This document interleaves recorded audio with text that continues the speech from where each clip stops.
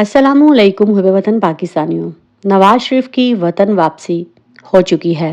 Plan A, plan B और plan C पूरी तरह तैयार है। प्लान ए से नवाज शरीफ आका हैं और दूसरी तरफ उनके घर में भी नई सर्द जंग का आगाज हो चुका है। क्या नवाज शरीफ इसी सर्द जंग में रगड़े जाएंगे? ये मैं आपको कल के व्लॉग में सारी डिटेल से आगा करूंगी। इस वक्त तो तमाम तर हुकूमती और रियासती निज़ाम जो है एक चोर को वतन वापस लाने के लिए सरगर्म है, जो कि ना सिर्फ नाअहल है बल्कि सजा याफ्ता भी है और कौम का मुस्तद मुजरम भी है। आवाम से मुर्सद होने के बाद अब लोगों को होंडा 125 और खाबे और जन्नत के टिकट और लालच देकर जो है ये लोग पूरी तरह अपना जलसा तो करवा रहे हैं। लेकिन हुबे वतन पाकिस्तानियों, इन सब बातों में नवाज शरीफ की वापसी पर अब इन इदारों की सहूलतकारी जो है वो आने वाले दिनों में मज़ीद तेज़ी से आगे बढ़ेगी। अब ये इंसाफनामा एनआरओ का अमल जो है वो इतनी तेज़ी से आगे बढ़ेगा कि आप 74 साल में आप लोगों ने इंसाफ को पैरों तले रोंदे ही देखा है। लेकिन ये सफ़र जो है नवाज शरीफ के आने के बाद बड़ी ही तेज़ी से तय होगा, क्योंकि तमाम अदारे जो हैं उनको ये एडवाइस मिल चुकी है कि नवाज शरीफ के खिलाफ फ़िलहाल जितनी फाइलें हैं उनको दबा लिया जाए। लेकिन मैं एक बात तो कहूँगी कि इन अदारों पर हमें माशाल्लाह कहने को दिल करता है। जो सर्विस इन अदारों ने दी है और जैसी सर्विस नादरा की टीम ने नवाज शरीफ की बायोमेट्रिक करके एयरपोर्ट पर पहले से ये सिस्टम लेकर मौजूद थे, तो वाह मेरे पाकिस्तान के निज़ाम की। तो मुझे ये कहना पड़ेगा कि इमरान खान के बायोमेट्रिक के वक्त इन पर हमला हुआ और मुल्क के गैर मकबूल बल्कि मुजरिम लीडर नवाज शरीफ के बायोमेट्रिक लेने के लिए टीम जो है वो एयरपोर्ट पर पहले से मौजूद थी। तो मुहब्बे वतन पाकिस्तानियों, ये तो आपको पता है कि नवाज शरीफ क्या है, एक चूंटी है। असल में इसको लाने वाले सहूलतकार पीछे बैठे हैं। जिन्होंने इसको निकाला था वही इसको लेकर आना चाहते हैं। लेकिन इस दफ़ा प्लान जो है वो चेंज होने जा रहा है। क्या साबिक वज़ीर आज़म एनआरओ और अक्टूबर, इसमें क्या नई मुमासलत है? तो मैं आप लोगों को थोड़ा सा इसमें गाइड करती चलूं कि 1 अक्टूबर वो भी था जब बेनज़ीर जो हैं वो पहला एनआरओ लेकर 18 अक्टूबर 2007 को पाकिस्तान वापस लौटी थी और इस्तकबालिया जलसे में ही कारसाज में बम धमाका हुआ, जिसमें तकरीबन 180 के करीब अफराद जो हैं वो शहीद हुए और 500 के करीब लगभग जो हैं वो ज़ख्मी हुए। और इसके महज 2 माह और 9 दिन बाद 27 दिसंबर उन पर कामयाब कातलाना हमला हुआ और वो इस दुनिया फ़ानी से कूच कर गई। तो अब दूसरा एनआरओ लेकर नवाज शरीफ लौटे हैं और आते ही बेनज़ीर की तरह जलसा भी रखा है। अब ये कुछ दिनों में ही पता चल जाएगा कि ये 2 माह जो हैं ये तख्ते के लिए हैं या कि तख्तादार के लिए। तो मुहब्बे वतन पाकिस्तानियों, सियासत जो है वो बहुत ज़्यादा ख़तरनाक हो चुकी है। असल में नवाज शरीफ को ज़िंदगी की गारंटी नहीं मिल सकी, लेकिन नवाज लालच में इस हद तक अंधा हो चुका है और मरियम नवाज भी इक़्तिदार के पीछे पागल हो चुकी है कि अब चाचा जो है वो दोबारा वज़ीर आज़म ना बन जाए। इसीलिए इन सारी बातों को एक तरफ करके वो बाप की ज़िंदगी को खतरे में डाल रही है। असल में बाप को कुछ होता है तो फ़ायदा किसे होगा? जाहिर है लोग शहबाज शरीफ को तो वोट नहीं देंगे।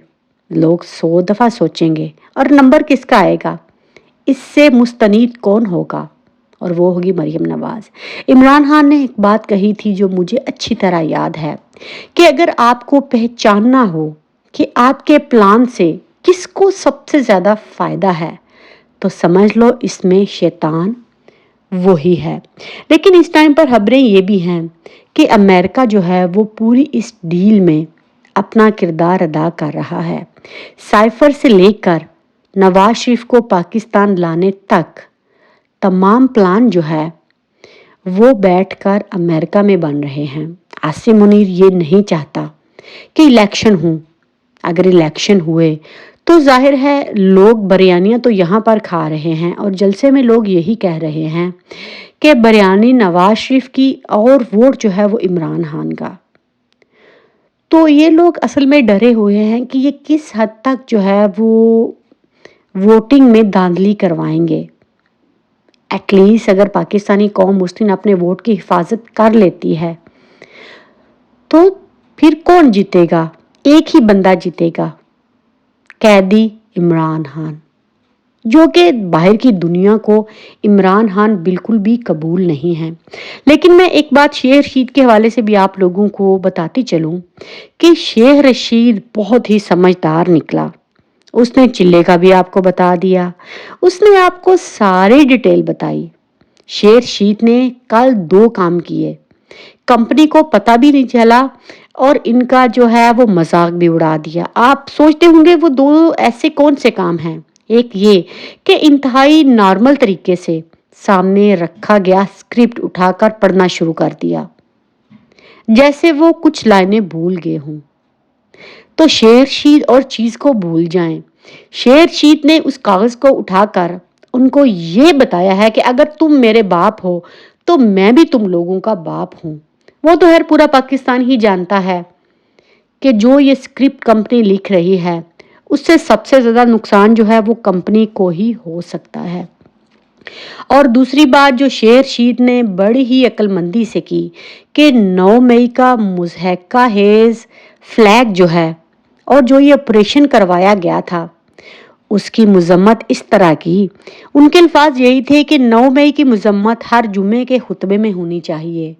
تو محب وطن پاکستانیوں، عقل مندوں کے لیے اس میں بہت بڑا اشارہ ہے، لیکن بحیثیت ایک عام شہری میرا انالیسس شیخ رشید کے بارے میں یہی ہے کہ شیخ رشید کا انٹرویو جو ہے وہ عثمان ڈار، صداقت عباسی اور فرخ حبیب سے بازی لے گیا۔